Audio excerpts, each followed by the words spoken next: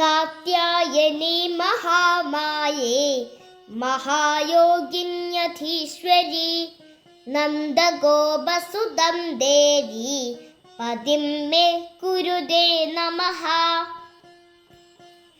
കാത്യായനി മഹാമായേ ഭവാനി ഭുവനേശ്വരി സംസാരസാഗരേ മഗ്നം ദീനം മാ കരുണാമയി. ബ്രഹ്മവിഷ്ണു ശിവാരാധ്യേ പ്രസീദ ജഗദംബികേ മനോഭിലഷിതം ദേവി വരം ദേഹി നമോസ്തുതേ.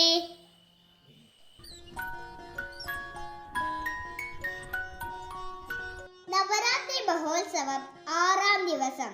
കാർത്യായനി ഭാവം. കാർത്യായനൻ എന്ന മഹർഷി ദുർഗാദേവിയുടെ അകമഴിഞ്ഞ ഭക്തനായിരുന്നു. ദേവിയെ പ്രീതിപ്പെടുത്തുന്നതിനായി കാർത്യായനൻ കടുത്ത തപസ് ആരംഭിച്ചു. തപസ്സിൽ സന്തോഷിച്ച ദേവി പ്രത്യക്ഷപ്പെടുകയും എന്തു വരം വേണമെന്ന് ആരായുകയും ചെയ്തു. തന്റെ പുത്രിയായി ദേവി പിറക്കണമെന്ന ആവശ്യമാണ് കാർത്യായനൻ ദേവിയുടെ മുന്നിൽ വച്ചത്.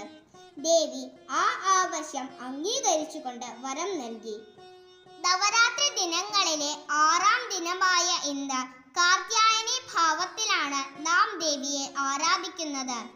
കഥ തുടങ്ങുന്നത് കാർത്യായന മഹർഷിയുടെ ആശ്രമത്തിൽ നിന്നാണ്. മഹർഷി ദുർഗാദേവിയുടെ വലിയ ഭക്തനാണ്. ദുർഗാദേവി തന്റെ പുത്രി രൂപത്തിൽ അവതരിക്കണം എന്നതാണ് മഹർഷിയുടെ ആഗ്രഹം. ഈ സമയത്താണ് മഹിഷൻ എന്ന അസുരൻ ലോകത്താകമാനം നാശം വിതയ്ക്കുവാൻ തുടങ്ങിയത്.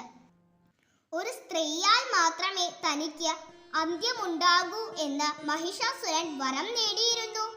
ദേവന്മാരാകട്ടെ ആകെ വിഷമിച്ച് ദുർഗാദേവിയെ സമീപിച്ചു. മഹിഷാസുരനെ വധിക്കാനായി ദുർഗാദേവി കാർത്യായന മഹർഷിയുടെ പുത്രിയായി ജന്മമെടുത്തു. കാർത്യായന മഹർഷിയുടെ പുത്രിയായതിനാൽ ദേവി കാർത്യായനി എന്നറിയപ്പെട്ടു. ത്രിമൂർത്തികളായ ബ്രഹ്മ, വിഷ്ണു, മഹേശ്വരന്മാരും സകല ദേവകളും തങ്ങളുടെ വിശിഷ്ട ആയുധങ്ങൾ ദേവിക്ക് സമ്മാനിച്ചു.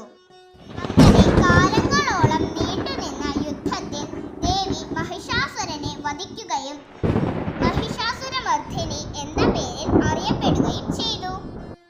കാർത്യായന മഹർഷിയുടെ പുത്രിയായി ജനിച്ച് മഹിഷാസുരന്റെ അന്ത്യത്തിന് കാരണമായ കാർത്യായനി ദേവി ഭാവത്തിനാണ് നാം 6ാം ദിവസം ദേവിയെ ആരാധിക്കുന്നത്. 4 കൈകൾ ഉള്ള കാർത്യായനി ദേവി സഞ്ചരിക്കുന്നത് സിംഹത്തിന്റെ പുറത്തേറിയാണ്. ധർമ്മം, സമ്പത്ത്, സന്തോഷം, മോക്ഷം എന്നിവയ്ക്ക് വേണ്ടി ദേവിയെ പൂജിക്കാം. ദേവി ക്ഷിപ്രപ്രസാദിയാണ്. എല്ലാവർക്കും കാർത്യായനി ദേവിയുടെ അനുഗ്രഹം ഉണ്ടാകട്ടെ.